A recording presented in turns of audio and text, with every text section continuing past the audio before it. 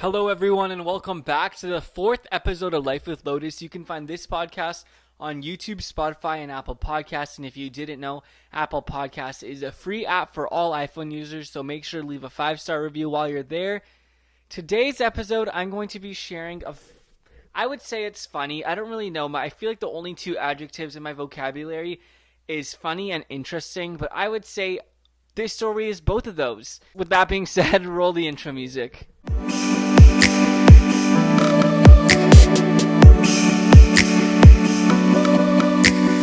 Hi everyone, it's currently 2:14 in the morning. I have to be up at 7:15.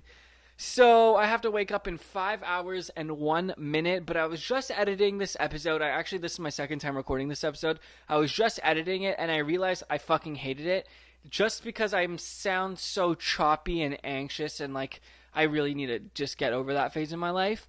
But today I'm going to be sharing quite a funny story about my first and only time in LA. I was there for 1 night, 2 days, like literally I think like a little over like 32 hours or something I was in LA for.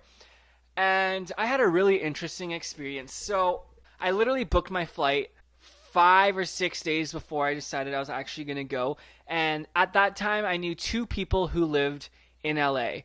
I know a guy and a girl. I'm friends with a guy and I barely know the girl. I've met her like maybe 3 or 4 times. I know her from Vancouver, but I've only met her 3 or 4 times, and it's just been through mutual friends. I don't know her well, but we follow each other on Instagram, so, it's 2021.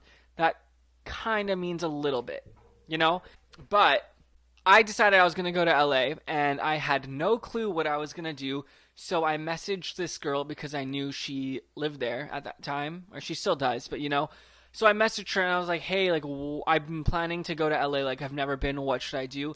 And she told me a few things, but the thing that stood out to me the most was this flea market. It's called Melrose Trading Post. It's a flea market that happens every Sunday, and it's only open from 12 to 5 and whatnot, right? And I was like, okay, like, yeah, down. Like, that seems pretty cool. Like, that's in my interest, And she was like, I'm down to go with you if I don't have a shoot in Malibu that day. She literally said that to me. And I was like, okay, but I had no intentions of linking up with her or anything. Like, I literally just asked her because I knew she lived there, and I didn't know who else to ask. And I've only met her 3 times, so I didn't even want to, like, put the pressure on her to feel like she had to hang out with me. Because, like, no, like, what? Not at all. Like, I was literally going to LA just, like, fuck around for my own business. Like, I just want to explore. I've never been there. It's the city of dreams. I wanted to see what's good. Like, I wanted to see what I wanted to be involved in the future, right? And I just, like, wanted to leave Vancouver, as I do right now, but pandemic. Anyways, so she told me she was down to go with me if she didn't have a shoot, but she said she wouldn't know until the day of. So I left Vancouver at, like, 5:30 in the morning or something. I got to LA at around, I think, 11:30. I had a layover for a bit in Seattle. I was so drunk that night. I literally slept. I'm not kidding. I literally slept 45 minutes before my flight because I was out the night before. And yeah, I was just liquored. And I always have wanted to be on a flight drunk. And I got to experience it. And let me tell you, you don't want to be on a flight drunk because that is not the vibe at all. Anyways, so I get to my Airbnb, let's say at like 12:30, like afternoon time, and I DM her after I kind of got ready and put myself together. I was like, hey, like, what's up? Like, I'm just here. And she was like, I'm actually going to Melrose Trading Post right now. So I was like, oh, that's dope. Okay, I'll just walk over. Okay, sorry, not like over as in it was like right there. I booked my Airbnb. I booked my Airbnb on Sunset Boulevard because I didn't want to Uber because I was literally like I had no money. Like, literally, I went for 1 day because I literally could not afford to go longer because the Airbnb was so expensive. But I knew if I booked an Airbnb further, it would just cost more to Uber. So I decided I'd book it in like a well-known spot so I could literally walk anywhere and everywhere, which I did. I literally only took an Uber from the airport and to the airport, and I walked everywhere else. I'm not even fucking kidding. I walked for hours. It was so cool. You can go watch the vlog. I'll link it down below, the first link down below. Anyway, so she told me that she was going to go, and I was like, cool, I'll walk over. But I was going to go anyway, either if she was going or not. So I got there and I walked around with myself for maybe like 20, 30 minutes, and I see her, and she's wearing a Drew House shirt. If you don't know what Drew House is, it's Justin Bieber's personal brand, and I've seen her model for Drew House on Instagram, and yeah, like pretty cool things, right? And I was like, whoa, like that's so crazy. At that time in my life, a year ago, I was very, very shy. I had a lot of anxiety. I always talk about that. And I could not talk to people for the life of me. And keep in mind, I met this girl like 2 or 3 times ever, really. Less than 5 for sure, okay? Less than 5. And she was like, I know she's modeled for like some big thing. So that was like, felt quite intimidated. Like, keep in mind, I only had, at this time, I think I had like 14, a little under 1,400 followers on Instagram, and no more than 200 or 300 subscribers on YouTube. So I felt quite intimidated. So when I saw her, I like literally like walked around 3 times because I was just like so angry. Maybe 2 times, but still. And then I was like, fuck, I gotta do it. Like, you know, this girl has modeled for like Kylie, Kim Kardashian, like crazy things. And it was just like, I knew all of this going there, or like going to meet up with her. So I was like, oh, like, wow, that's so crazy. And I'm just so shy in general. So I just went up to her and was like, hey, and it was like probably like very, very awkward now thinking about it, but it was cool. And we just like walked around and talked. But this girl, because she's like successful, I can say, I guess, she knew a lot of people at the same time, you know? And like in LA, or like, okay, I'm only saying this because like you can go on social media and find it out yourself. In LA, a lot of the successful people that you see are young, you know, like literally like my age, like 20, even younger than 20, like 18, 19, 20, 21, 22, 23, right? So we kept running into people she knew, and it was a very awkward thing. Like, we at least ran into like 6 different groups that she knew, and like maybe like 13 or 14 people, like, you know what I mean? And I didn't know anyone, and she just literally knew everyone, and she like felt the awkwardness for me, but she made sure that we were like not hanging out with everyone for like a weird amount of time. But the last 2 people we hung out with, or like she ran into and then they started chilling with us, were these 2 kids. They were like maybe a little bit older than me. This girl is like she's 3 years older than me.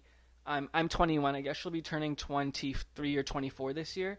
Anyways, the last 2 people we ran into were these 2 kids, and they seemed cool and whatnot. They were chilling with us for quite a bit. I would say like maybe like 30, 40, like around there, maybe 45 minutes. And these kids knew her really well. And I started talking to one of the guys, and he was just like, I guess the girl I was with, oh, I almost just said her name. I'm not going to name her because like, I don't want to seem like, yeah, I don't know. And I'm like literally, maybe if I was actually friends with her, I would say her name. But the fact that I'm not friends with her, like really, I'm not going to tell you.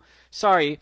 But I guess she told one of the kids, or maybe even both of them, oh shit, my battery just started fucking flashing that it's going to die. Oh no. Okay, let me like kind of hurry this up then. I guess she told them that it was my first time in LA. So this kid starts talking to me, and he was like, oh, it's your first time in LA? And I was like, yeah, it is. Like, it's pretty cool. And I was like, how about you? And he was like, oh, I've been here quite a few times. And I was like, okay, how often are you here? And we were just having like small talk back and forth, you know. And I asked him how often he comes to LA or something, you know. And I don't remember the exact question, but in that topic. And he was like, oh, I come to LA 2 or 3 times a year. And I was like, oh, okay, like that's pretty. It's like, I don't know if it's average, but for someone who wants to be in LA and like work with like in this industry and whatnot, like that's below average, you know? And I asked where he's from, and he said he was from Toronto, and I was born in Toronto. So it's like, that was like a talking point for us. And then he asked where I was from, and I told him I was from Vancouver, and we were just like chatting back and forth. And I asked him what he did for work. Keep in mind, like he only comes to LA 2 or 3 times a year. So I thought it would be like, it's below average, like I don't know. And he told me he works for Shaw, and Shaw is a phone company, of internet provider, and a cable for your TV. And I was like, okay, like that's like a very normal person job, you know. And he asked me what I did, and at that time I worked in a restaurant, and I told him what it was, and he was like cool and whatnot, still having small talk. And I asked him how long he worked for Shaw for, and he was a little confused, and he was like, what? And I was like how long have you worked for Shaw? And he was like, what? And like, I don't know, you know that like awkward moment when it's just like you don't know what someone's saying. And he was like, "Oh, I work for Shawn Mendes." And I was like, "Oh," and he was like, "Yeah, I'm Shawn Mendes' best friend. We were childhood best friends." And I was like, "No way. Like, what? That's so fucking random. Like, what in the actual fuck?" And I don't know, it was just like one of the coolest experiences of my life. Literally, like, that day changed my life. Like, that girl was probably just a regular Sunday for her, but she doesn't know the impacts of like bringing me around, like letting me ask her questions and just like showing me things. Like, it really, really changed my life. Like, literally, it's crazy how like that one day changed my entire life. And it was so cool to like see that this is like possible to achieve this level of success. Anyways, these two kids left, and she was like, "Do you know who that is?" And I was like, "Well, like I know his name." And she was like, "That's Shawn Mendes' best friend." And I was like, "I kind of know. He just told me that." And she pulled up his Instagram, and this guy's like verified, has almost 1 million followers. And I was just like shook. I was like, "Wow, that's like so fucking crazy. This kid is just like a normal kid." Like, literally. Oh no, my battery on the computer my battery on the camera just died. Hold up, I'm gonna pause it. Okay, I'm back. I have 3 batteries for the cameras. Two of them are dead, and the one I just put in is already flashing red, so I'm gonna really hurry up with this story. I also have to be up in literally 4.5 hours, so I do need to go. Okay, well, the camera just died on that there too. I'm literally gonna record it on my phone. Okay, hi, we're dead ass recording the video on my phone. All of my camera batteries are dead. I don't know how I let that happen. Anyways, it was just really crazy to see, like, this kid was just, like, basically a regular kid. Like, I wouldn't even have known if no one told me. And it was just, like, crazy to see, like, it's fucking possible. What else do I have to say about this story? But yeah, I think that day, like, I would love to go back to LA. That day was probably, like, literally the coolest day of my life. I saw Greg Sulkin at that flea market, too. Greg Sulkin, if you don't know who he is, he's like an okay, well-known, not, I wouldn't say well-known, but he's like decently known. He's an actor. I only know him from Wizards of Waverly Place, and then he dated Bella Thorne for quite a while, and I've met Bella Thorne quite a few times, and I've seen him in Vancouver as well.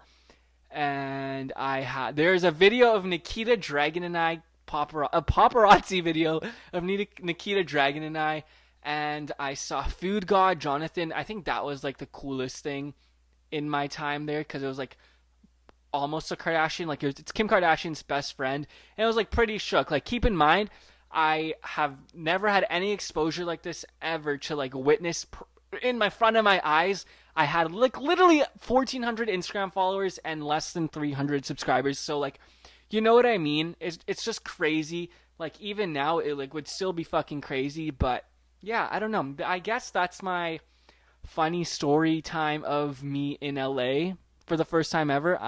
Do I have anything else important to say before I end this podcast episode? Next week or next episode is going to be one of my first really personal episodes, because that's literally why I started this podcast, to talk about topics like this. But it's taken me a little while to just get into the ease of just like doing the podcast. It's a lot harder than I thought it would be. I literally thought it was going to be very, very easy. It's not. But I'm going to talk about something personal and like the reason why I started the podcast in the next episode. So make sure you keep tuning in. If you've made it to this long, I'm assuming you will be. And I just want to let you know, I appreciate you. Thank you so much. Anything else of this funny LA's time story? Thank you for tuning into this 4th episode of Life with Lotus. Thank you very much. I'm going to go edit this and post it before I go to sleep. It's fucking almost 3 in the morning now. Bye.